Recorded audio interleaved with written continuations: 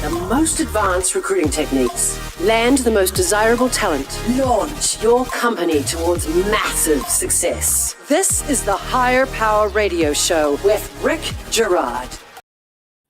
All right, welcome to the Higher Power Radio Show. Today, we are in full swing of this great resignation, and a record 4.3 million people quit their jobs in August. So if you're one of the business leaders who have been losing people, please realize it's not them, it's you. They're breaking up with you. People are quitting because they no longer align themselves with your company values, especially with some of the mandated policies in and around the pandemic. Right now, people are much better options in the form of growth and career satisfaction, which is why people are taking their time in locating the opportunity that they really want. So if you want to stop the attrition and be able to hire strong people, get solid on your values and focus on what each individual is desiring in terms of their personal career growth. Today, we're discussing exactly what you need to do to become an employer of choice and start winning great people.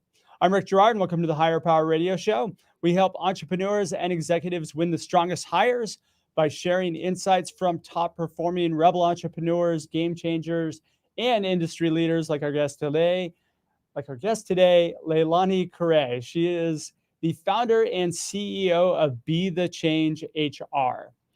And Be The Change HR is a conscious company and social enterprise providing HR support to small to medium-sized businesses in any facet of HR, from pre-hire to post-term and everything else that happens in between. Her and her team also teach free job readiness courses and provide free coaching to individuals who have been trafficked, homeless, and veterans in transition.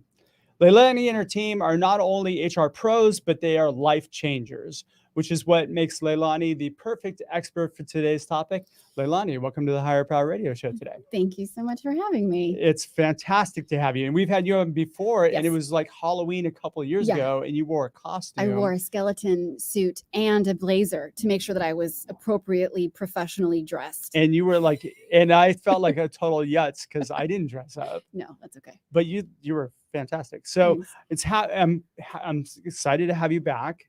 And today we're going to discuss really how to become a employer of choice in this great resignation that we're dealing with right now. So we're going to talk about what people really want today from their careers, and then we're going to talk about the elements you need to implement within your company in order for you to successfly hire the strongest people. Sound like a plan? Sounds like a plan. All right, here we go. So let's talk about really what's the challenge today, and why are employees really looking for new employers? So I kind of want to touch on this whole idea of, as leaders, as business owners, I think people and owners, they think they know what their people want or what people who are looking for an opportunity or jobs want, but they really don't know. Right. So you have this assumption of like, I want to become the employer of choice and I want to be just like Google. Let's say that. But then you're like, is that really it? Or, hey, people just want pay, but is that really it? It really is a holistic view of what a person wants. Yeah. And I've heard a lot of news about, okay, well, we've got to adjust our comp. We have to give more perks and benefits. I had a wellness expert that sent me a thing a couple of days ago saying that the key to attracting new people to stay is to really have a strong wellness program, which if people are working from home, I don't really think they care that much about a wellness program. Right. But I mean, these are all great things. They're all added benefits, but I don't think they're really the core of why people are exiting in such a mass amount of exodus. Right. Yeah. So what do you think it is? So I'm actually recently read this article, and experts had said that people are demanding higher pay, better employment conditions, and critical support in their daily lives. There is a turn of the tide right now. I mean, it's super obvious with the Great Resignation of employees now have a choice of where they're going to go. They have more of a voice of who they're going to, kind of join as their employer. And so I think, yes, pay is always, I mean, we talked about data, right? So depending on where you get your data sources, that's really important. But I always see in the top 3, pay, right? Pay is in one of the top 3 of like, I want to be, that's really important to a person. I want to get proper compensation for my job. I agree with that to a point. That's never the reason why when I'm talking to people that they want to leave. Like the 1, 2, or like it's usually like down the road a little bit. And there are people that say, hey, look, I'll take another job if you pay more money. I mean, there's a good percentage that'll hop ship all day long for a bigger paycheck. But what I've been seeing has been more along the lines of, hey, look, I'm stuck here. There's no place for me to go. I've put up with a miserable manager for the past year and a half. Now that I can leave, why not? I'm not learning anything. It usually has to do with some core foundational development, like personal development, that they're not getting. Yeah, I agree. More so than that. Yeah, definitely. Some type of path of like, how am I going to grow here? Because we're human beings. Like most of us want to in our lives have some type of like, let's step up as I go in my career. Like, here's the things that I'd like to learn. Here's the things that are interesting to me, in the career that I've chosen. And if there's a dead end and there's no like path for someone in an organization, of course they're gonna be like, I want to find a place where I can grow. Yeah. Like a good employee is gonna want that. Yeah. Yeah. Well, and you have to keep in mind that most people work for small businesses. Right. Not everybody works for Google or the Amazons of the world, right? And I think you can go get a job at Amazon if you can get hired, and you can kind of incrementally move up and get your raises and be, if you're okay with it, then that's where you should be. But most of us work for smaller companies, and you top out. I don't think leadership does a great enough job of recognizing that you need to move up. You have your own goals. Right. And so I think it can work for small business. I have a client now where we did an assessment with them about how, according to the Great Resignation, of how in this small business of only 10 people, right, bookkeeping company, how can they have a path where people can grow? And so they were thinking about maybe offering different services. Their bookkeeping staff right now doesn't know how to do those services. So even in something small like that, there is a path for a small business of saying, okay, here's a new service that we would like to offer. Is it a skill set that my people have now? And if not, it could be something that you could offer in order to train someone in this new thing to do. So for them, it was cash flow projection reports. Doing that, we don't do this now. We were thinking of doing it, added service, added more money that's coming in, and then allowing people to have a path for growth. And I'm sure there's somebody within the organization that would really resonate with that. Yeah, exactly. That would want to learn that. So it can be done. So why is this important to a company? Our companies need humans to run it, right? Like most of them need. So it's super important to have, people on staff, people who want to be there, people who are engaged in your organization. And in order to do that, I mean, this is how the tides are turning. It is no longer a company being like, you need me. No, now it is, you need to be a company of choice and to create a company and an environment that supports all the things that a human being would want in an ideal company. Yeah, the tides have definitely shifted in the favor of the employee for sure. Yeah, I mean, because really the process, I still am baffled by some by this concept of, we'll just post a job, we have a selection process, then we make a hire of who it is we want. Yeah, that you're not making the decision anymore. Right. The employees are making the decision to join your company or not. Yeah. And I was just talking to my friend Kelly Robinson yesterday, who does they do programmatic job postings, and they do like millions of job postings a year. So usually in the US, it's somewhere around 5 to 6 million job postings per month. They topped out at 10 million job posts just last week. Wow.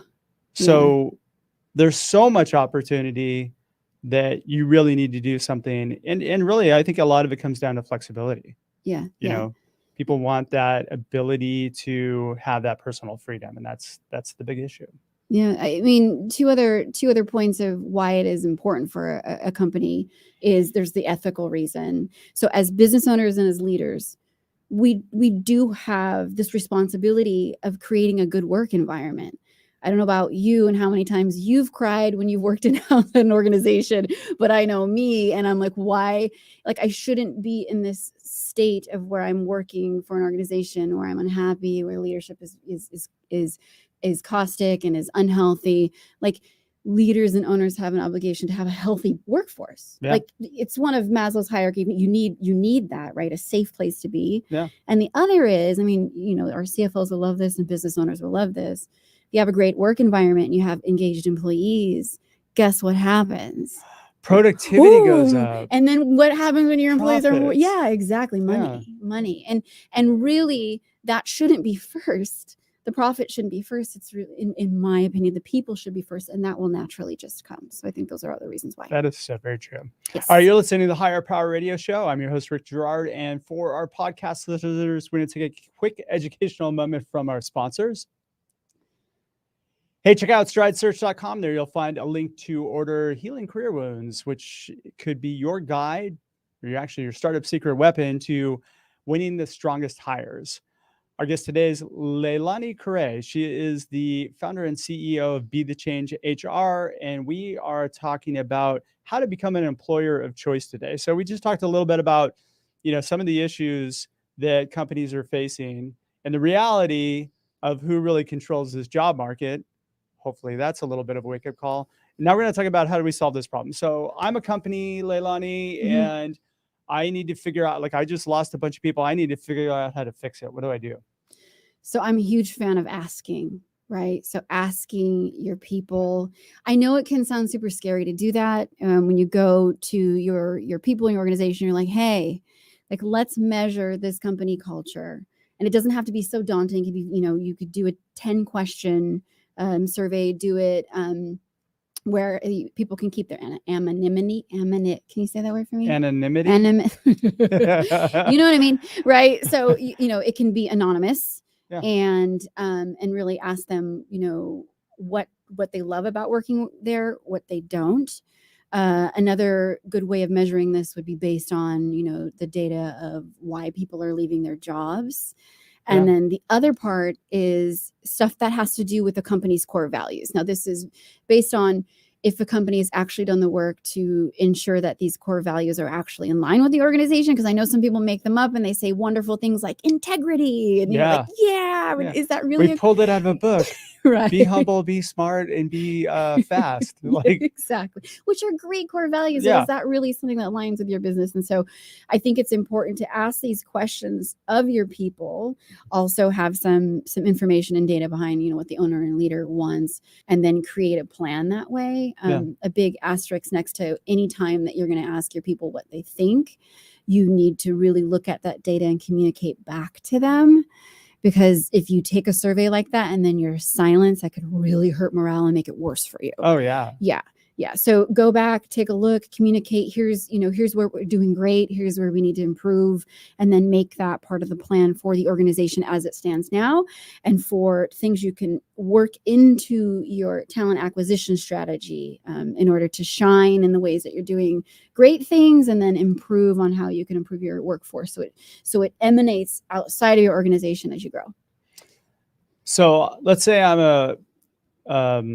a company that's kind of command and control, and my whole thing is profits, right? And that's the way we run the business. Mm-hmm. What work do we have to do there? Oh, if that's the case, and you need to make a case for these things, then you reverse engineer it. And this is making the business case for why you're going to be doing these things. Yeah.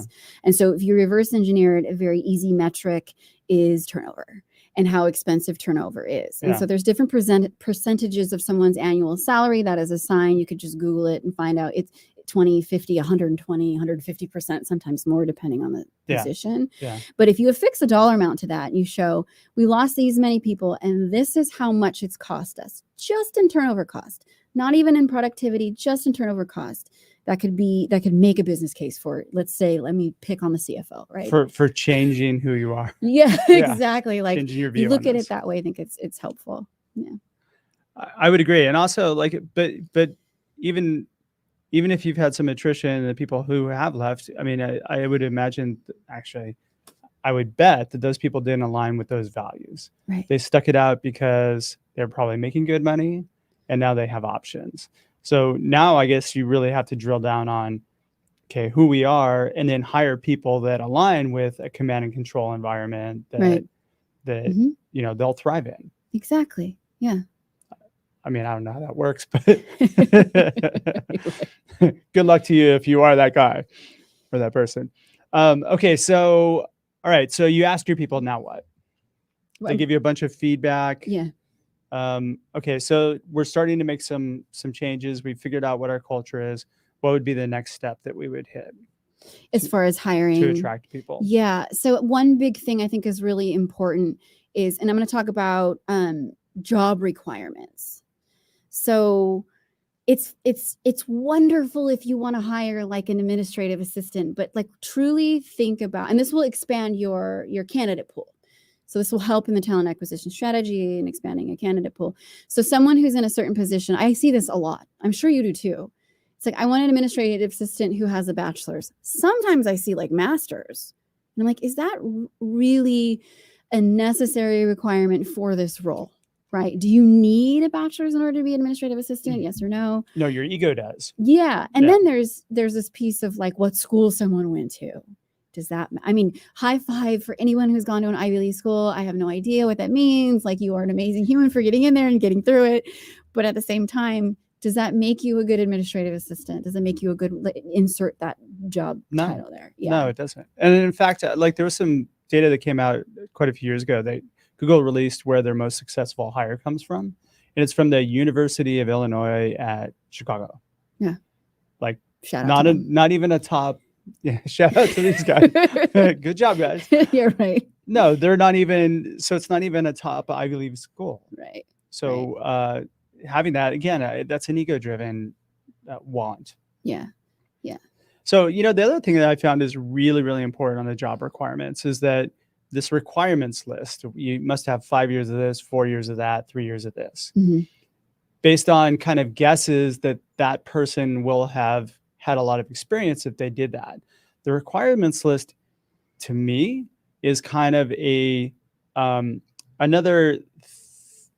another form of conscious bias that you're kind of building into it. Exactly. Right? Because you can have somebody who's got a couple of years experience in something that could smoke somebody who has 20 years experience doing the same thing. Exactly. And vice versa. Right? I mean, it doesn't matter how many years experience they've had.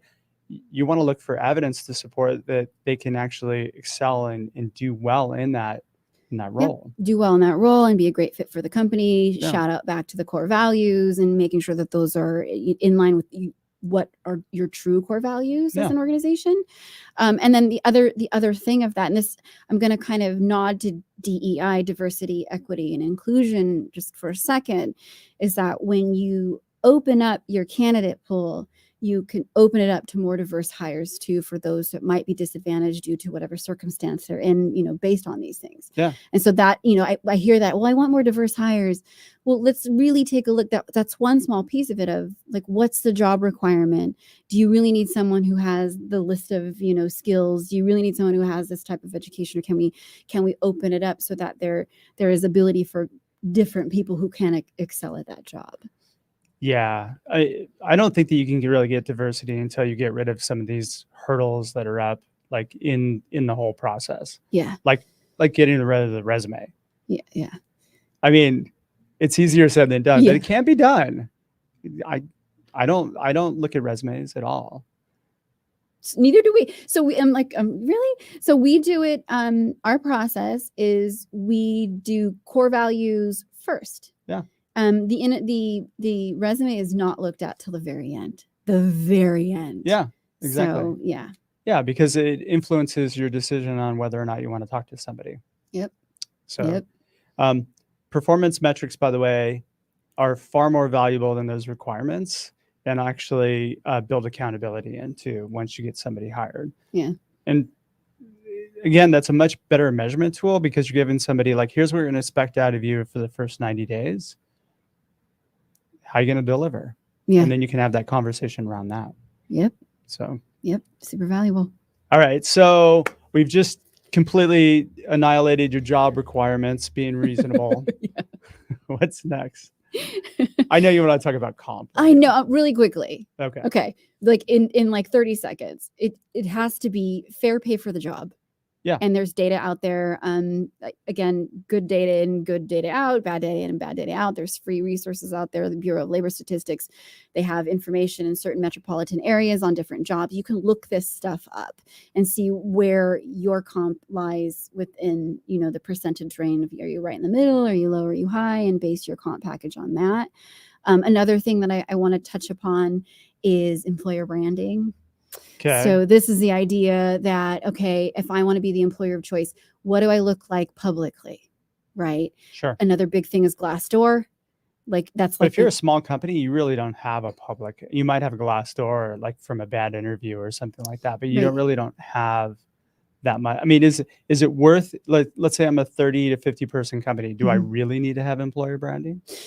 I think so. And I think you just have to have content on your website. And that's part of it. Like, does that speak to our core values? How about the socials that we have? Because they're going to stalk you. So, is it really show and shine how our company is? The Glassdoor thing is sort of a necessary evil. Don't shoot me, Glassdoor. But there's, get ahead of the bad interview, because you can't make every single person happy in your organization. Yep. But if you get ahead of it and you say, okay, well, I've got these great people. Hey, do you mind reviewing us on Glassdoor? So you can get ahead of that. You know what? Hey, there's a really easy way to get ahead of the Glassdoor reviews. Just release people when they don't make it through the interview process. Don't ghost them. Good hires. People that you don't hire. Oh, yes. Right. I see most of the Glassdoor reviews you see is, I went and interviewed at this company. They ran me through 8 rounds of interviews. I was there for 10 hours and then they didn't hire me and they didn't tell me why. Or you get people that are pissed off about the fact that they didn't hear anything back. Mm-hmm. That's that'll get rid of 90% of the bad Glassdoor reviews. Yes. So just close the loop. Yeah. Right? That makes I've gotten many compliments in my career that I've been communicative about, them not getting the role. Although we do have one instance where it didn't work out for me well. If you want to check that out, it's a podcast I did with you last time. It's a whole different story. But you're right. That will help with the Glassdoor reviews on the interview side. Okay. So what do you need at the minimum then for employer branding? I mean, I don't think that you need to spend a whole bunch of money doing formalized employer branding. Not at all. Yeah. No. Simply said, do I look as cool as my company is online if I didn't know it, right? Would I want to work for me if I went and looked at the Facebook, profile that they had, or the Instagram that you have, or your website? Is that a yes or no? Your 1970s website. Correct. Yeah. Right. And then, or do you exist at all online? That's kind of scary too. So is it?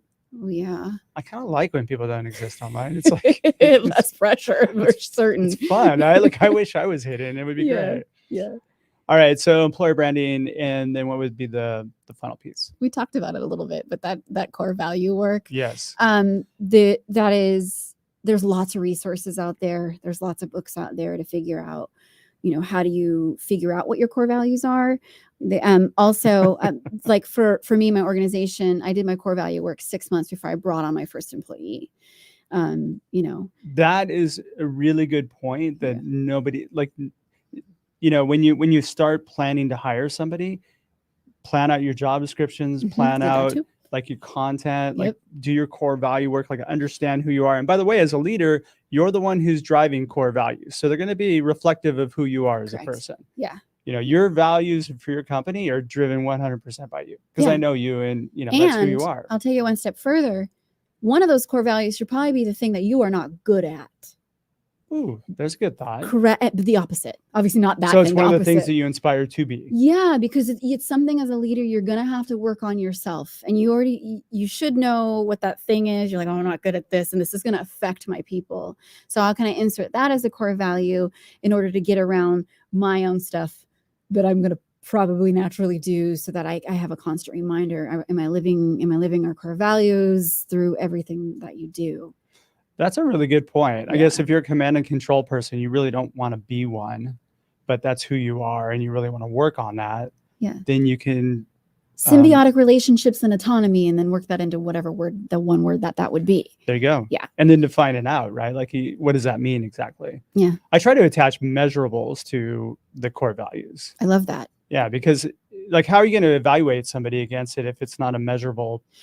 We have that. I'm smiling because we do pulse check surveys every single quarter. And instead of having a rating scale, what we've done is we've assigned a fun phrase to it, because one of our core values is also fun. So in our reliable core values, so calming, caring, reliable, and fun, the top one is I feel Dwayne "The Rock" Johnson solid. And that's how we know we've gotten an A. So, right. All right. Yeah. And so, and all of our survey will match these type of phrases. And then once we figure out where we're at, we report that to the whole team. Like, here's where we're doing. And it gives a feeling to everyone of, here's what the whole organization is feeling right now based on all of our core values. And we're solid. And then you also, what do you learn out of it though? I mean, look at when you first start doing those surveys, let's say you got some bad feedback, like what harm could that do for you? I mean, it's probably an ego bruise. Besides my ego. Yeah. For us, one of the pieces was the growth path, right? Like we don't, there's no growth path here.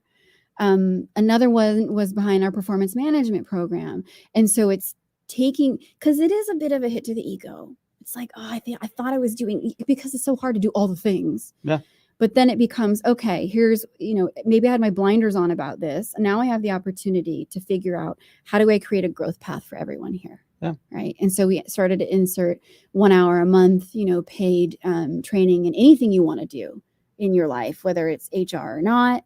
And the other piece was, performance management program, how strict it was to try to lighten that a little bit. And so, taking that feedback into account with all the tenured professionals we have on board.